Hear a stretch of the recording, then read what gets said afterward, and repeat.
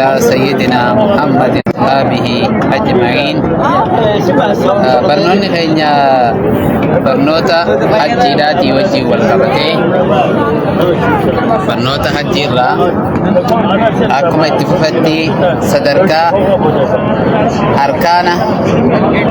أركان حجي را دبنية تري أركان حجي في عمرة داتي سخنته عمرة داف واني أركان تاو خندرا إحراما قدجولا إحراما ميقات الرا قدجو واي إحراماتيس نرسي دبت خيثتيس بلنان إرا دبنية تري yoonni fi ihraama bikka irraa godhatan sana osoo hin godhanne bira dabarte maaltu dirqama namarratti taha dhiiga buusuutu dirqama namarratti taha jechuudha. Dhiiga buusuu qabdu bikka silaa ihraama irraa godhatan sanarraa yoo ihraama osoo hin godhatin dabarte. Haa ta'u ihraama irraa eega dubbannee tawaafaatutti aana. Tawaafa irraayis wanni barbaadamu waa hodhan tan ulaagaa tawaafaa guutamuu qabu. Waa hornan kanarraa takka yoonii fi tawaafni kan hin qabaanne tahe tawaafni san fayyaa hin ta'u. Tawaafa san akka nama tawaafa hin godhiniitti. Sanii fi shartii jaaniin ulaagaan tawaafaa osoo tawaafa godhuun duratti san guutamuu qabdu fudhan. Sanirraa tan dura at-tahaaraa jaaniin tahaaraa qabaachuu at-tahaaratu anil hadathayn waan qaama nama dhiqachiisuu fi uduwa nama haajamsiisu qaama dhiqachuun nama haajamsiisu jechuudha. Tahaaraa isii dhabuudhaan uduwan nama haajamsiiftu yookaan qaama dhiqachuun nama haajamsiiftu hundarraahu walaba tahuudhaattu barbaachisaa jechuudha. Namni tawaafa godhu tahaaraa san hundarraahu walaba tahuu tahaaraa san qabaachuutu barbaachisa. Kun namummaan tawaafa godhu hundinuu kun dirqama tahaafi jechuudha. Itti aansuudhaan najisa irraayis walaba tahuu qulqulluu tahuu najisa hoggaanii fi jannugaa najisa huccuu keessattis najisa irraa walaba tahuu huccuudhaa fi iddoodhaa fi akkasuma wanni ati qaamni keetis walaba tahuu najisa irraa walaba tahuutu barbaachisa. Ammas hoggaanii fi tawaafa gootu mana Ka'abaa gama bitaa ceekuu keeta bitaa bikka Hajarul Aswad saniin fuullee tahuudha qabda. Kanatti jechuudha ceekuun tun isa saniin fuullee tahuudha qabdi. Fuulaan itti garagaltee tawaafa godhuun hin ta'u. Fuulaan gara Hajarul Aswad itti garagaltee duuda itti garagalteettis hin ta'u. Ceekuun tuni gama isaa saniin wal fuullee tahuudha qabdi. Hajarul Aswad gama ceekuu bitaadhaa kanarratti akkanatti dhiiste isa suduuda kanaanii dhahataa jechuudha. Tisbitee tawaafa goota akkasitti deemta malee duuda itti garagaluun hin ta'u fuulaas itti garagaluun hin ta'u. Hajarul Aswaditti gama ceekuu bitaadhaa sanitti maal tahuudha qabaa? Hajarul Aswad fuullee sanii taatee tawaafa godhuututu barbaachisaa jechuudha. Ammas tawaafa san qofaa miti.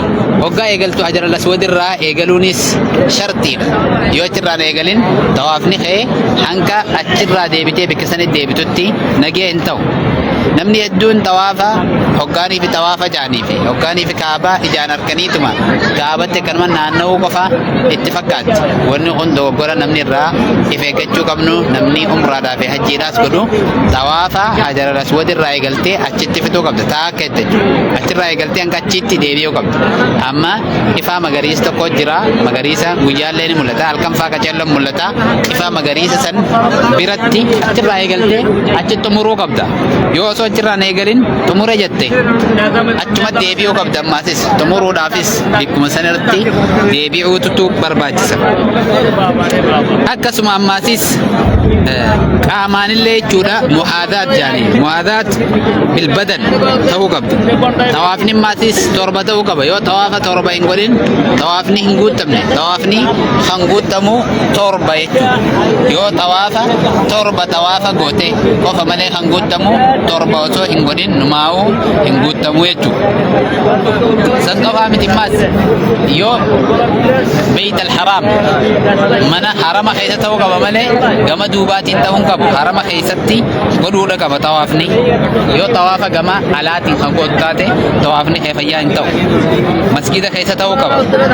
Ammas shaadarwaadiin ala ta'uu qaba. Shaadarwaan tajaamu jira gidaara xiqqaa kaabaa jala jiru tokko adii jiru saniin ala ta'uu qaba tawaafni. Yoo saniin ala hin tahin tawaafni saniis fayyaa hin ta'u. Qaamni kee faana achirra dhaquu hin qabu. Silaa'u kaabaa jala dhiyaachuu namatti hin dhiisanii namni gariin Hajar al-Aswadiin dhungadha jee hoggaa achi jala seenu tarbiyaa biraatu nama mudata. Osoo tawaafa kee dura fixadhu torban fixadhu eegas boodaan tawaafa akkanumatti lafaa kaateetuma tawaafa godhi yoo dandeesse Hajar al-Aswad dhungachuu yoo dandeesse dhungadhu harkaanillee tuqadhu sun rakkoon qabu. Garuu tawaafa duraa irratti isaan dhungadha yoo jette rakkoo hedduu si mudata. Shaadarwaan itti si cimattanuu waas dura dursoo halaalumaayii bikka waltattee ta'in bikka daamaan ta'in bikka warafaa hin qabne sanumarraa tawaafa kee godhachaati eega fixatte boodaan satirfiidhaa san Hajar al-Aswad dhungachuudhaaf Hajar al-Aswad qabachuudhaaf faa godhadhu malee taan irratti Hajar al-Aswadis dhungachuu fi kanaaf yoo godhu baattee irra wayyaadha. Maaliif hin dandeessu waan ta'eef. Ammas tawaafni niyyuma tawaafa osuma tawaafa keessa jirtuuti nama tokko takkaan agarin if duratti agare tawaafa irraanfattee isuma jala fiiguu eegale kunis tawaafni fayyaan ta'u guusa. Wanni ati fiiguu jirtuuf achi tawaafa naannoo jirtuuf nama san jala malee tawaafa miti waan ta'eef jecha saniif tawaafni gidee godhamu wanni kunis eeggamuun barbaachisaadha. Akkasuma ammaasis sunnaawwan nama tawaafaatiif jaalatamuu jira. Sunnaawwan san yoo dandeesse miila qullaa deemuudha. Amma yeroo ammaa tana keessatti yeroo takka kophee bika kaayyattu waan hin qabneef jecha shaanxaa tokkotu jira waan warri Induneesiyaadhaa duudarra fannifatanii deeman. Xiqqaa san fudhattee wanta xiqqaa akkaraa kana yeroo itti warri Induneesiyaadhaa qabatanii deemaniin isa kana fannifatanii atiis fuuteeti isii tana jechuudha. Kophee deetis fuutee asuma keessa kaayyattee duudarra fannifattee ceetaanii deemtaan jechuudha. Bikka hunda bikka silaa miilaan deemuun barbaachisa. Maaliif yoo kophee keeyse bikka itti deebitee fudhattu waan hin qabneef hin beeyneef jecha miilaan deemuun silaa gosa jira. Sadeen duraa san xiqqisho gulufuun ni barbaachisa. Garuu yoo walitti hedduu taate keessaa yeroo galgalaa fa'aa tawaafa amma biitii waan dhoowwutuuf jecha namni ni heddummaata. Gidee zuurii fi asrii hedduu tana xiqqisho wayyaadha malee maaliif sa'a san xiqqisho wayya malee ni heddummaata namni galgala bikka walii dhaabbatan hin qabu yoo dandeessee fiiguudha sadeen duraa san irratti yoo dandeenyees rakkoon qabu. Keessaa yoonii fi isa boodaan saayiin jira. San qofaa miti maasis yoonii fi yoo danda'ame ammas intibaa jechuun sunnaawwan tawaafaaf jaalatamu. Intibaan harka jalaan baasuu jechuudha. Harka kanatti jalaan baafachuunis intibaa jedhama jechuudha tawaafaaf. Kanaatu jaalatamu nama tawaafa godhuuf. Akkasuma ammas yoo danda'ame ittichi dhiyaachuu kaabatti dhiyaachuunis nama tawaafaatiif ni jaalatamti jechuudha. Kaabatti achi dhiyaachuun nama tawaafaatiif illee ni jaalatamti. Yoo amma dandeeyametti ni jaalatama. Kaabatti achi dhiyaachuun wasakiinatu wal waqaar tasgabbiin bareedduudha ammasis tasgabbii qabaachuun achirratti waggaa tawaafaa keessatti tasgabbiidhaan deemuutu jaalatama. Tasgabbii qabaachuu akkasuma haasa'uu dhabuu tawaafa keessatti du'aa gidee gootus harka ol fuudhuu tawaafa walitti dhaabdeetuma fixuu yoo akka tasaatti fichaansi qabee addaan murtillee bakkumatti dhaabderraa eegaltaa garuu walitti dhaabdee fixuutu irra bareedaadha. Sunnaadha walitti dhaabdee fixuun. Ammas adkaara du'aayii adda addaa qara'uu tawaafa keessattis yoo dandeesse ajalul maali hijri ismaa'il استلام الحجر حجر الأسود أركان حجر الأسود يروي الدون من الدون السلام عليكم أركان جيت مدبرة والنبر بعد مسلا يودن ديامي حجر الأسود ديته لونغتشون لونغتشي حركاني سكنت تويته حركة كيسانيس لونغتشون ni barbaachisa. Garuu hajar al-aswad dhungachuunis hin danda'amumma harkaan qabachuullee ni ulfaata. Waan san ta'eef halaalumaayii gidee suduuda isaa san dhayite akkanatti jechuudha. Bismillaahi Allahu akbar jette jechuudha. Gidee suduuda hajar al-aswad dhayite bismillaahi Allahu akbar bismillaahi Allahu akbar jettee harka keessan niyyaa silaan dandeenyiin dhungadhettee akka nama dhungateetti harkuma keessan akkana gootee dhungatte jechuudha halaalumaa gidee hajar al-aswad irraa eegaltu. Haala kanaanii hoggaanii fi deemtuu hajar al-aswad irraa eegaltee san barbaachisaadha. Ruknul kadhalika ruknul yamaanii ruknul yamaaniinis isiin fi fubana ruknul yamaaniinis akkasumatti salaamtaa gootee yoo dandeesse ni dhungatta. Yoo hin dandeenye halaalumaayii salaamtaa gootee harkuma keessan dhungatta rakkoon qabu jechuudha. Eegas boodaan hoggaanii fi tawaafa fitte boodaan rakaa lama salaatta. Rakaatee tawaaf jaaniin rakaa lama kan tawaafaati salaattaa jechuudha. Salaattee du'aayii achirratti godhamtuutu jira. Du'aayii san yoo beekte ni gootaa yoo hin beeknes fuuldura itti qophooyteeti godhattaa jechuudha. Akkasuma ammas du'aayii bil multazam multazamittis du'aayin ni qeebalamti du'aayii barbaachisa. Ammas akkasuma du'aayii bil haqiimittis du'aayii barbaachisa. Bakkeen kana hundatti kuni sunnaawwan tawaafaa wajjin wal qabatu.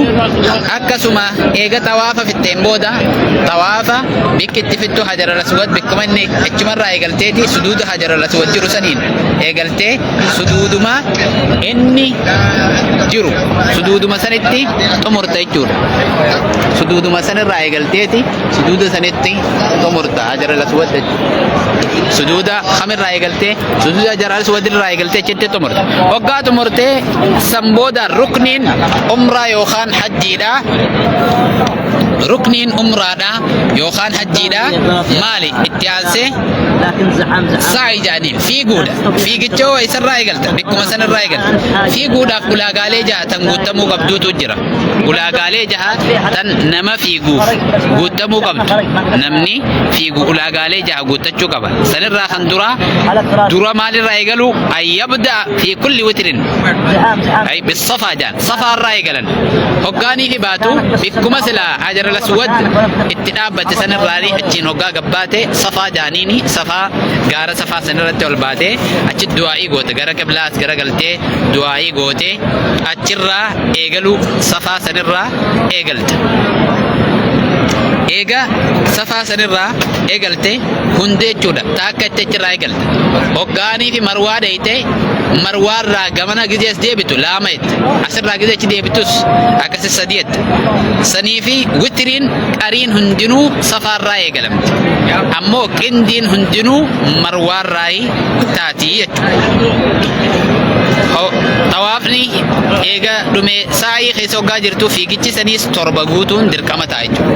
Akka tawaafaatti naannooytu isa takkittiin deemtus takkan lakkaawamte tan deebitu laman lakkaawamte sadaf afur dhaquun takkan lakkaawamte deebi'uun laman lakkaawamte saniif akka ka'abaatti naannawuu hin barbaachisu waan ta'eef jecha.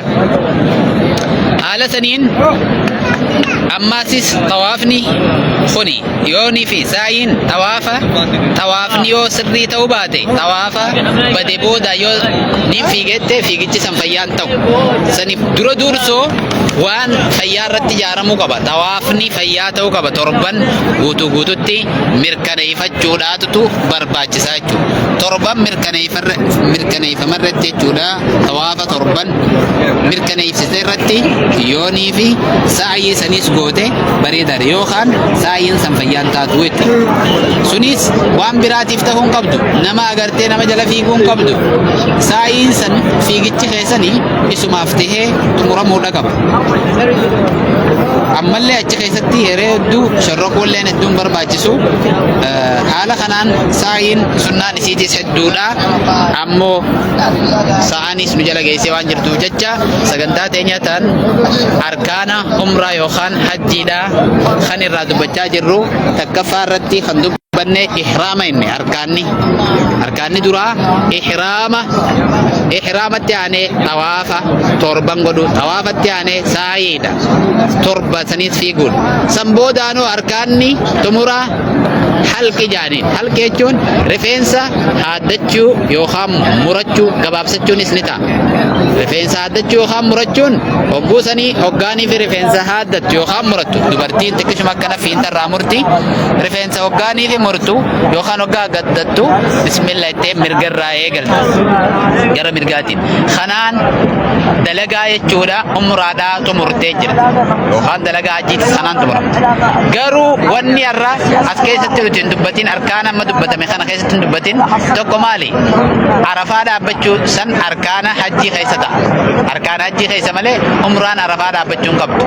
Arkaanni hajjiitii fi arkaanni umraa tokkuma garuu kan hajjiin qabdu dabalataan arafaa dhaabbachuu waan ta'eef jecha saniif waa'ee jechuudha umraadhaas namni godhu akkanuma fiigaa dhufaniituma kaabaa ijaallaalanii harkaan tuqadheetiin jira bar kaabaa yookaan ijaallaalee jechuudhaan umraan hin taatu.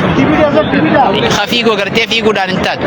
Eessarraa eegaleetiin fiigaa eessattiin xumura akkamittiin fiigaa waan jedhu baruun dirqama taha. Akkasuma tawaafaas kaabaa ijaan agarteetuma naguma tawaafa naanna'uun hin qoftiin maal umraa yookaan hajjiin taatu.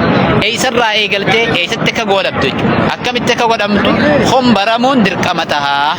Saniif namni hedduun kaabaa harkaan tuqachumaa fi kaabaa ijaan arkee itti naanna'uu qofa umraa fi hajjii itti fakkaatti. Saniifi sun dogoggora waan ta'eef jecha umraa fi hajjiin teenya akka fayyaa taatu kaabaa harkaan tuqachuu fi itti naanna'uu qofa osoo hin tahin waan amma dubbanne kana hundaahu irra deebitanii dhaggeeffattanii addaan baafattanii kanaani umraanis fayyaa taati hajjiillee fayyaa taati. Saniif warra umraan isaaniitii fi hajjiin isaaniitis fayyaa taatuuf jechuudha ulaagaalee silaa barbaadamu san guuttatee beekumsaan umraas kun wallaalaanii miti. Umraa jaahilaa osoo hin ta'in umraa dukkanaa osoo hin ta'in umraa ifa qabu tan beekumsaan guutamte tan rabbi birattillee jaalatamtu tan rasuula birattillee jaalatamtu tan akka rasuulli rabbii sallallahu alaihi wasallam godhanii umraa akkasiisa warra godhu umraadhaas hajjiin isaaniillee akkasii warra taatuuf rabbi nu haa godhu warra harka qalleeyyummaadhaan osoo bikka kana qalbiin asirra baatee jirutti osoo dhufuu dadhabeellee rabbiin haa laaffisuu fi namni keenyaas akka warri biyya biraa sabaa sablammoonni adda addaa wal guurratee jammaadhaan jechuudha dhufee ibsa waliif kannaa akkasitti godhu jaalalaan jechuudha dhufee harka qalleeyyii isaaniitiif keessa fuudhanii umraallee godhan akkasan rabbi nuufillee haa laaffisu. Maaliif namni keenya maallaqa waan hin taaneef baasuu malee umraa tana namootan keessaa'u jechuudha baadiyyaa keessa jiran namootan umriinis deeman kan ilmi keessa yeroo dheertuu turan namootan akkasiisan kan silaa shawqiin isaa yeroo hunda hawwiin isaa guddoon umraa taatus hajji taatus godhee du'u yoo du'e illee sheenaan qabu jau ummata akkasiisaniif ispoonsara ta'anii isaan san gargaaranii bikka kanallee dhufanii arkaana islaamaatiif arkaana islaamaa keessa tokkichaa kana guddaa kana kunis jechuu arkaana islaamaa gurguddaa sanirraa tokko kan ta'e gaggeeffachuudhaaf akka isaaniif sababa ta'uun wanni sanirra